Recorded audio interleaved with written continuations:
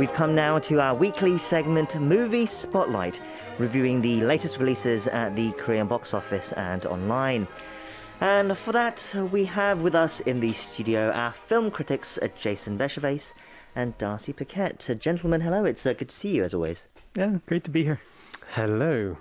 Okay, so this week we start with a major local release. It's called In Our Prime, and the Korean title is 이상한 나라의 수학자. It opened in theatres last week and spent the week at the top of the local box office. It stars the veteran actor Choi Min-Sik, who holds, frankly, a legendary place in Korean cinema for his performances in modern-day classics such as Shiri, Old Boy, Crying Fist, A New World, just to name a few. So there's usually excitement with any film that he is involved in. But Jason, what more can you tell us about this film? Yeah, this is it's an interesting film. It's directed by Pat Donghun, and Choi Min-Sik plays a very gifted mathematician. He's defected from North Korea to the South, hoping to get more academic freedom, but for various different reasons, he ends up having to keep his identity hidden. And he works as a security guard, 경비 아저씨 at this elite high school. And one day he catches one of his students who's trying to sneak in alcohol onto the school grounds, and so he ends up being thrown out of the dormitory. But both of them eventually get to know each other because this particular student wants to get some help in terms of maths tuition, and they both become quite close. Okay, so Darcy, there seems to be a lot of interesting elements there. A North Korean defector, a hidden genius mentoring a young student, and the backdrop of a Korean elite high school as well. Such schools, elite high schools in Korea, they are famous for their cutthroat competition and high pressure, so a lot going on there. Yeah, it's kind of a potpourri of themes here. It's trying to cover a lot of ground.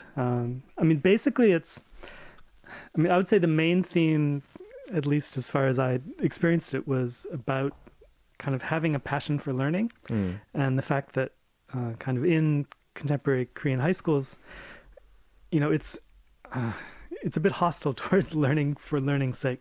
Everything's focused on passing tests and, raising scores. And, one of the first things that this mathematician says when he agrees to tutor this student is, I don't care about exams. This is something that you're going to pursue just for its own sake. And so that's an interesting theme. It's a little bit like reverse Goodwill Hunting, should we say? Yeah. Well, yeah, there's definitely that in there, and from the adverts, I kind of got that impression, but at the same time, it's very much focused on this central relationship, and that's quite typical, in commercial Korean dramas. It's about the emotion, it's about the connection the characters have with one another, and you know exactly where the film is heading. You know exactly where it's heading by the end, and I was actually moved. I was like, I'm resisting, but I was like, okay, I give up. It does deal with education. It deals with the relationship between North and South Korea. Economic inequality. There's a whole list. It's all in there. It's all in there, but a little bit superficial and very contrived. But it won your cynical critic heart over. I was just in the mood to watch, a movie that was going to move me, and it did. And yes, it's flawed and it's manipulative. I know all that, but still, I kind of came out. I was like, yeah, I enjoyed it. I was in the right mood for it. On the other hand, if I wasn't, then maybe it'd be a different story. Right. Okay, Darcy, what about you? Were you in the mood for it? I guess I was. I saw it with my whole family, and I had a similar feeling as I was watching it. This is a movie that's kind of all over the place and it's not very well organized, but the strength of the actors kind of moves you at the end. And so the film ended and I kind of looked over the rest of my family and they were like, oh, God, that was terrible. So they're a bit more cynical and right. Okay. Than I am. They were more cynical than the critics, perhaps. The obvious draw of this film, as we said, is Choi Min-Sik. What was his performance like? Is it another notable one? Yeah, I mean, it's not. I mean, he's so intense, isn't he? I mean, you just have to look at his filmography. Old Boy. He plays the villain in Shuri. Yeah, he's a bit more subtle here. I don't want to give too much away, but his performance is central to the film's climax, and yeah, that wouldn't work without him. So yeah, his performance is certainly solid. And looking at the the local reviews, they seem to all kind of praise the performances, but were critical of its formulaic narrative. So comparing it to maths equations, unsurprisingly. And Darcy, what do you think of the film? Seeing as this director, it's his third feature film, Park Dong-hoon, but it's his first mainstream commercial release. What are your thoughts on him as a director? Yeah, I mean, I think he's been working in independent cinema and in low-budget films, and so this is his first chance to kind of reach a wider audience. I think that, I mean, it's hard to know exactly how much to credit the director or to criticize the director and then the screenwriter, because he didn't write his own screenplay. He worked together with another screenwriter. And I think that, this kind of film is more difficult than it looks to direct. And also, I mean, Choi Min-Sik as well, he's a very intense actor, but sometimes a little hard to control. And if you don't control him, sometimes he can take over a film and, can kind of veer off the tracks. But on the whole, I think, he was able to keep the performances at the center of the film. And yeah, and both Choi Min-sik and the younger actor, Kim Dong-hee, did a really nice job in kind of building their relationship so that by the end you believe in these two characters. Yeah, it's a good point, actually. I think the director is able to kind of rein Choi Min-sik in, and that's not easy. Right, yes. Indeed. Okay, so that was In Our Prime, 이상한 나라의 수학자. Not for the cynical hearts out there, but for those who want to see some good performances, there is something still to enjoy, it seems. Now, our second film is an international feature by the Chilean director Pablo Lorrain. It's called Spencer, and it's a biographical film about Princess Diana during her troubled royal marriage. Kristen Stewart stars as Diana, and she has in fact received a Best Actress nomination for the upcoming Academy Awards for this role. Darcy, there have been many films and TV shows in recent years that have dealt with the British royalty, some good, some panned by critics. I'm thinking of Naomi Watts' Diana. What makes this one first stand out for you, Darcy? Well, it is true that, at first glance, you might kind of think to put this film in the same category as those and then to compare them. I mean, certainly you can compare them because they're very different. And I'm sure that Kristen Stewart won't be the last actress to play this role. And so, it's becoming kind of this iconic role in cinema. But actually, I mean, the real companion piece to this film is the movie Jackie, which is by the same director. Natalie Portman plays Jacqueline Kennedy in the days after her husband JFK's assassination. It's about how she deals with that very high pressure, high profile situation. And this film is doing something very similar. And so these are two movies that are about really famous women, but it's not about the whole trajectory of their lives and everything that they went through. The director chooses this moment of intense pressure and crisis when they're under this incredible scrutiny, and then shows how they grapple with that challenge. I see. So not a straightforward biopic.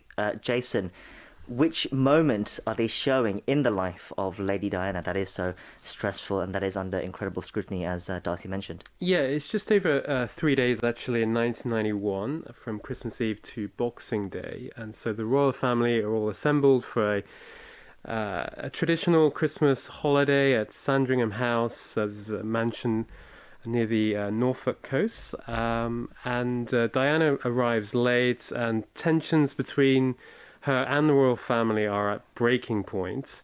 That's pretty obvious, and we basically follow her. I mean, you do see her kind of interacting with her two sons and also Charles and Queen Elizabeth, but ultimately this film is told from her perspective, and you see her, falling apart psychologically. So, Darcy, what do you think of the film, especially Kristen Stewart's performance? A lot of people would have been surprised when she was chosen for the role, but it seems that she has pulled it off. Yeah, I'm a fan of Kristen Stewart. I have been for a while, and I think she's one of the most interesting actors working out there. But I was surprised when she was kind of announced in this role. And, she has this own particular energy that she brings to her films. And it's a very kind of cool energy and very controlled. And it's a very different kind of energy than what we associate with Lady Diana. And so what really impressed me about this is that, she doesn't always look like Diana in the film. Just her face is too different. They do the hairdo fine and the style, but somehow she manages to embody the energy. And it becomes really believable, just in a very short amount of time. So, regardless of whether you kind of buy the film's perspective and storytelling approach, everybody's been really impressed by what she did with this role. And I think it's really fantastic. Right, so her performance is great, but what about the actual film? Did it work as a film, though? It's a strange film. It's in terms of its storytelling, it has these emotional ups and downs, but it doesn't carry you along the traditional kind of emotional arc. And even the moments, they kind of engineer some moments of small triumph or victory in the film, but even those, they don't feel very convincing. And then you step back and you think, well, it kind of makes sense that they shouldn't feel that convincing because we know kind of what happened with Diana. So it's realistic, and you can see that as a strength or a fault. It's unique, and same thing. You can see it as a strength or a fault. It's really dividing people, I think. Jason, I think I saw you putting your head in your hands like that and rolling your eyes a little bit. Not a Darcy. No, sure. I feel I found the film quite difficult, to be honest with you. I think the relationship between the royal family and the British public and globally as well has always been difficult. There's almost this obsession with Diana, and this film kind of perpetuates that, and I struggle with it. But Kristen Stewart's she is very good, and the film is oddly intimate and yet also very distant at the same time. We see it from her perspective, and I think that's by far one of the kind of key strengths of the film. But I also felt somewhat disconnected as well. The cinematography is really grainy. And also the kind of the supporting roles, they kind of come in and come out, and it's kind of quite frustrating. Yes, I can see how the director wants to do something different. It's it's unconventional. Does it work? I'm not sure it does. But I do struggle with especially this kind of fixation on Diana. Do you think because you're British, you might have a slightly different perspective on how you view this film? Absolutely. And I'm also very conscious of the fact that Diana's two sons very much alive and well, and they've clearly talked about the difficulties that Diana had with the press and the media.